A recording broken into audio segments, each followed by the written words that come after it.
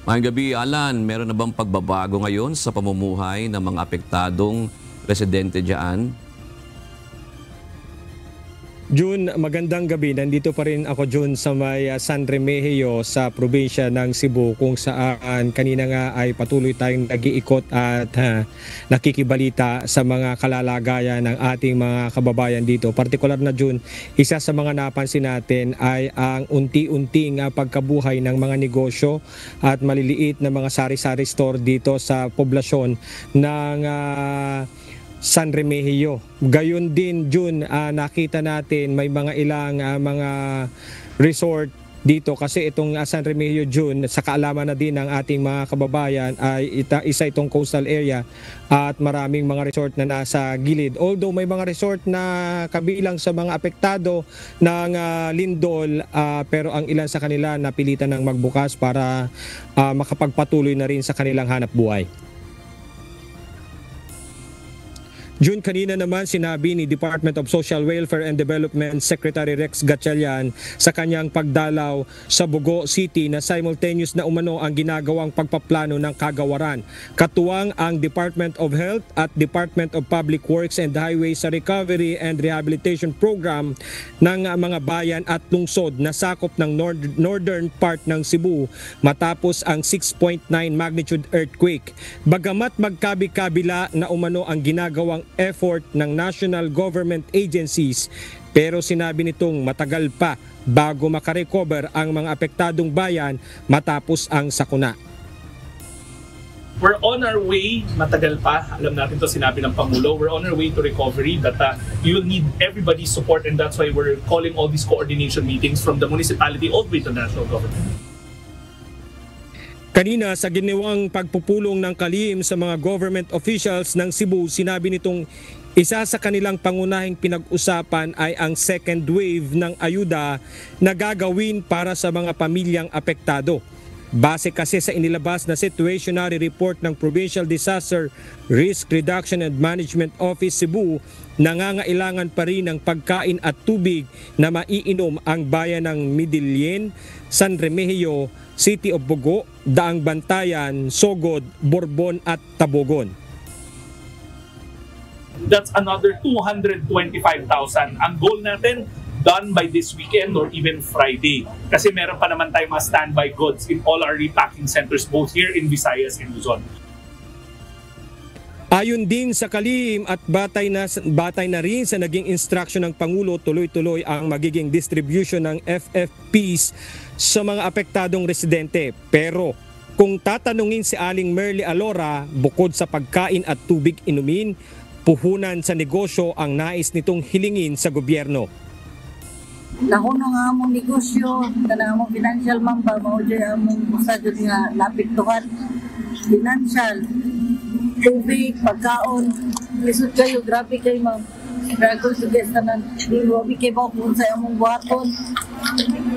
Plus pa, sa layo akong anak, wala pa may giingon nga kanuatod kanu sa amin dire. Ang giingon na sa among vice mayor, diyan tubig nga kanang irolocate mi dire, kung mitras badlo kami mo puyo sa mga balay, ari lang mo sa dire. So napabot mi kung kanu sa amin nila pa hawaon dire. Una po sabi mo balik sa among balay nga kanang maka siguro na niya sabi ba sa among kahimtang. Okay raman ang likiram balay na mo. Walay kay ka kuanan sa kumbana nga di sa ko pabulion sa balay. June, sinabi rin ni Secretary Gatchalian, binibigyan nila ng sapat na panahon na makakumpleto ang bawat LGU ng ulat sa mga totally at partially damaged houses. Saka isusunod ang pamamahagi ng emergency cash transfer. At kung kabilang doon si Aling Merly, kabilang siya sa tatanggap ng financial na ayuda. Pagtitiyak ng kalihim, hindi lulubay ang pamahalaang nasyonal sa Cebu hanggang sa makabangon muli ang mga Cebuano na naapektuhan ng lindol. At June, 4 na araw na rin ng ating coverage dito sa probinsya ng Cebu ay makikita na rin natin at nararamdaman natin ang bawat hinaing ng mga residente hinggil sa sinasabi nilang kalagayan nila sa buhay matapos itong sakuna, dahil marami sa kanila nagsasabi na tila bangungot nga ang nangyari sa kanila dahil mapamahirap, mapamayaman, apektado sa nangyaring lindol, Jude. Oo, Alan, tanong ko naman dito sa mga, alam naman natin na wala pang pasok yung mga estudyante. Pero yung mga school buildings ba dyan ay meron ng inventaryo kung may mga hindi na talaga magagamit? Jun, base na rin sa initial na report na nakuha natin, 88 school from elementary, daycare, elementary, high school and colleges ay nasira at apektado nitong nasabing 6.9 magnitude earthquake na naranasan sa probinsya ng Cebu. Kahapon nakita na rin natin ang ilang kawani ng Department of Education na nagsasagawa ng mga pag-iikot sa mga paaralang nagkaroon ng mga bitak sa kanilang mga school building. Partikular na dito sa Hagnaya Integrated School, nakita natin June na ang kanilang Coliseum o covered court ay nagkaroon rin ng pagbitak, at meron diing pagbitak ng lupa malapit sa gate entrance mismo ng paaralan, bagay na delikado sa mga batang papasok sa naturang eskwelahan, June. Oh, yung gagawin bang clearing operations naman dyan, katulad niyan, nakita natin mga building na talagang bumagsak na, hindi na, kumbaga, hindi na ito maire-repair pa. Ito ba ay sasagutin ng pamahalaan o paano ba ito? Alan, lalo na din sa mga pribadong building na yan para makausad na lahat. June, wala pa. Yes, wala pa tayo June nakukuhang impormasyon at detalye hinggil sa magiging hakbang ng kagawaran patungkol dito.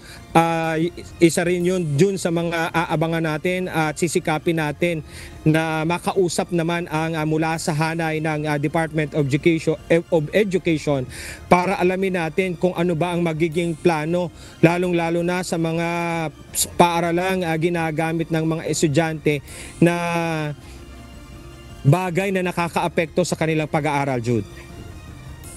Maraming salamat, Alan Manansala,